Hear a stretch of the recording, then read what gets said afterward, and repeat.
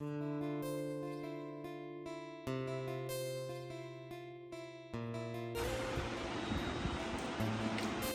એમ બોલી જાય છે કે મને કઈ ફરક નથી પડતો, પણ બહુ ફરક પડતો હોય છે આપણને. જય શ્રી કૃષ્ણ બધાને, જય જલારામ. કેમ છો બધા? બપોરના 1 વાગ્યો છે અને હિયાબેન સ્કૂલેથી આવી ગયા છે અને બસ જો હવે રોટલી બાકી છે જે બનાવું છું. એક કમેન્ટ હમણાં વાંચી મેં, 1.5 કલાક જેવું થયું હશે. કચ્છ બાજુના છે એ બેન, પોપટ કરીને, કૃષ્ણા પોપટ જ, મારો ભૂલ ન થતી હોય ને તો મારી, પોપટ તો ફાઇનલ જ છે. હવે એની આ કમેન્ટ મને બીજી વાર આવી કે હું તમારાથી બહુ ઇન્સ્પાયર થાઉં છું, તમે કેવી રીતે બધું મેનેજ કરો છો, ઘર, બેબીઝ, યુટ્યુબ.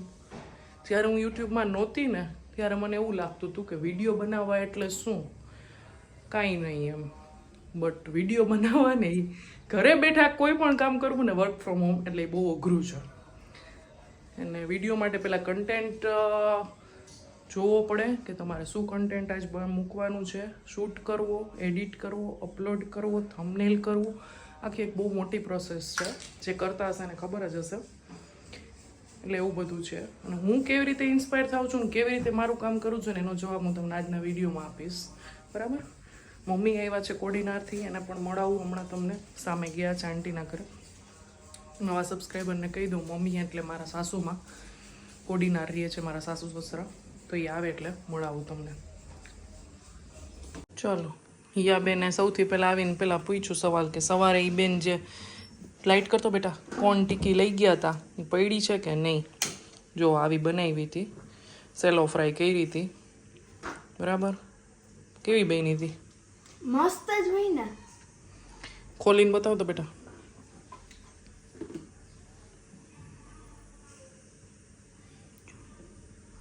સુપર યમી ટેસ્ટી, બરાબર ને? રોજ બનાવતો હોય તો આવું મમ્મા તો કેટલી વાર કહું. હા હા, ભલે. જો પાછળ તમને નાન્સીબેનનો ટી કોફી સેટ પણ દેખાતો હશે. મમ્મી લઈ આવ્યા છે વીરપુર, વચ્ચે હોલ્ટ કર્યો હતો ને તો. ચલો, મમ્મી આવી ગયા છે કોડીનારથી. મમ્મી જય શ્રી કૃષ્ણ. મમ્મીને બહુ બધા સબસ્ક્રાઈબર ભેગા થાય છે, કા મમ્મી? એક આ અમારે બેન છે ને એ અમને કોઈને શાંતિથી વાત જ ન કરવા દે. શું કહે મમ્મી તમને બધા ભેગા થાય? અમે જોઈએ છે એમ તમારા ધીમાના બધાના વિડીયો. હાંસીબેન નું કહેતા હશે. મજામાં હાંસીબેન તો મજામાં જોઈ ને, કોઈને શાંતિ નથી લેવા દેતા, એ મજા કરે છે. જો જો જો જો જો. ચલો, જમવામાં છે આજે દૂધીનું શાક, ચણાની દાળ, ફ્રાઈમ્સ, કાકડી, સંભારો, ભાત ને આમાં છે રોટલી. અને અહીંયા છે મારા આંસીબેન જે આવી ગયા છે બધું વીખવા માટે. ચલો, આજે આપણે બનાવીશું વેજીટેબલ હાંડવું.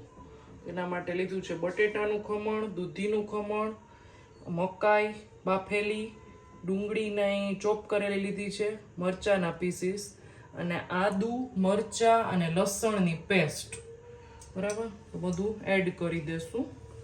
અને હજી આમાં તમે ગાજરનું ખમણ નાખી શકો, કેપ્સિકમના પીસીસ નાખી શકો, પણ એ બધું પછી મેં એડ નથી કર્યું કારણ કે આટલું પછી ઇનફ થતું હતું.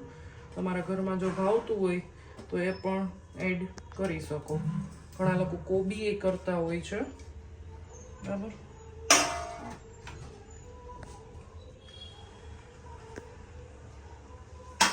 ચલો, આ સરખું મિક્સ કરી દેશું. દીપક, એક કમેન્ટ એવી હતી, કચ્છના એક બેન છે, ઓકે, એને એમ કીધું કે હું તમારા વ્લોગથી બહુ ઇન્સ્પાયર થાઉં છું. ઓકે. તમે કેવી રીતે બધું કરો છો ને એનો આન્સર આપો. શું મેનેજ? હા, એટલે ટૂંકમાં તું અમને બધાને કેમ સાચવે છો, મને, આંસુ ને રિયાને, અને સાથે કઈ રીતના તું વ્લોગિંગ કરે છો એનો આન્સર આપવાનો છે. તો મારાથી બેટર તું આપી શક. એટલે કઈ રીતના, એટલે હું સમજો નહીં. પણ તમે ટાઈમ, બધું એ બધું મેનેજનો ટાઈમ તો તારે જ દેવો પડે ને રીમાં, કે તું કઈ રીતે મેનેજ કરે છે. પણ તું મને 12 વર્ષથી જોવસ તો ખરો ને. હું જોઉં છું, હું મારી ભાષામાં કહી શકું. હા તો લાવ. અમારે બહુ તમે એમ કહો ને કે કામમાં એટલી બધી આમ એને બોલું ને એ કામ કરીને અમારે ક્યાંય આંટો મારવા જવું હોય કે બહાર જવું હોય, હું એને છેલ્લે હાથ પકડીને લઈ જાઉં કે હવે તું હાલ. એ જ્યાં સુધી બધું કામ ક્લિયર ન થાય, એક કચરો ઘરમાં હોય ને તો એ બહાર ન નીકળે મારા. પણ હવે તો આપણું આખી જિંદગી અલગ થઈ ગઈ ના ને. તોય હજી તું કરે છે. હજી થોડાક દિવસ પહેલા જ આપણે તને કીધું હતું કે હવે હું કહે તું ને હાલ આપણે બે બહાર જાય. હવે પેલા રાખતા એ પ્રમાણેનું તો ઘર રહેતુંય નથી હો હવે. ના ના તોય હજી રાખે છો સારું ને બધું વ્યવસ્થિત રાખે છો, એમાં ના કહેવું પડે ને બધું મેનેજ કરે છો અને સાથે વ્લોગિંગમાં ટાઈમ સારો આપે છે.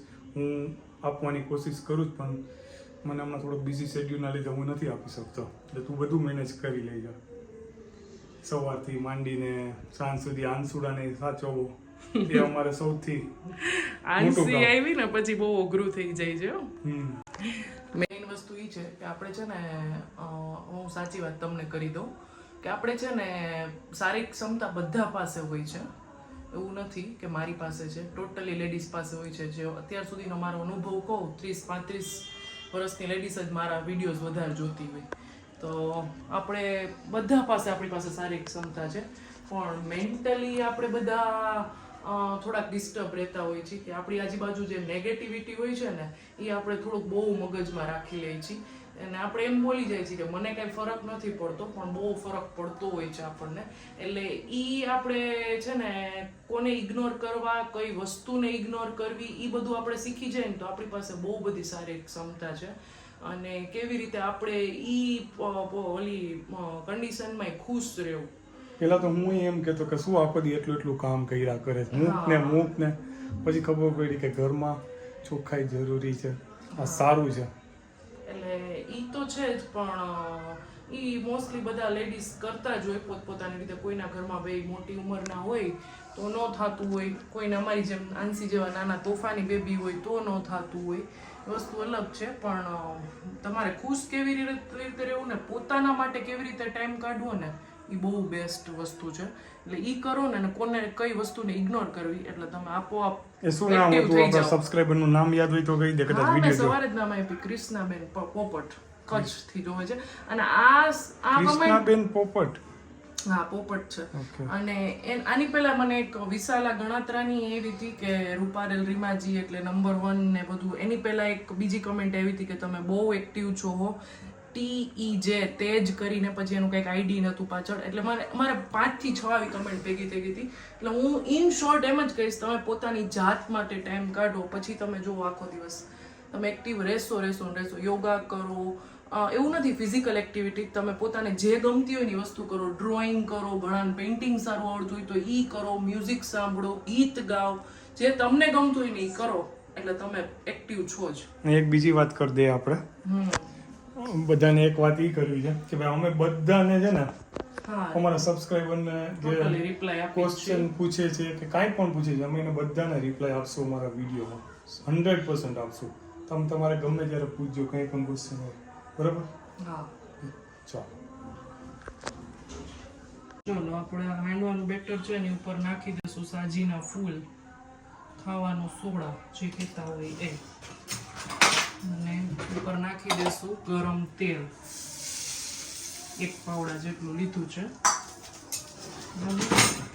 વઘાર માટે તૈયારી કરી લેશું. અહીંયા અંશુબેન આવી ગયા છો મારે. હાલ ના ડેડી સાથે. હા તો એટલે કાંઈ નહીં, હાલો.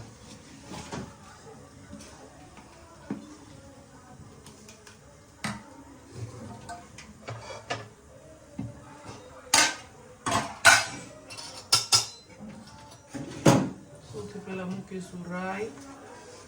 રાઈ તતળી ગઈ છે, નાખીશું લીમડો, જીરું, તલ,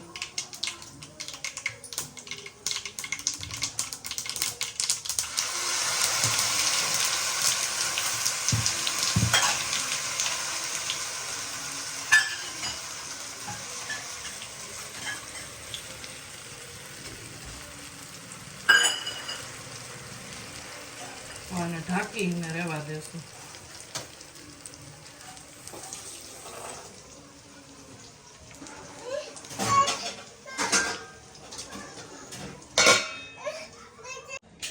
તો અહીંયા બધા જમવા બેસી ગયા છે અમારે આનુબેની. તને ભાવે હાંડવો? હા. ને મમ્મી આવ્યા છે અમારે, એની સાથે બેસી ગઈ છે.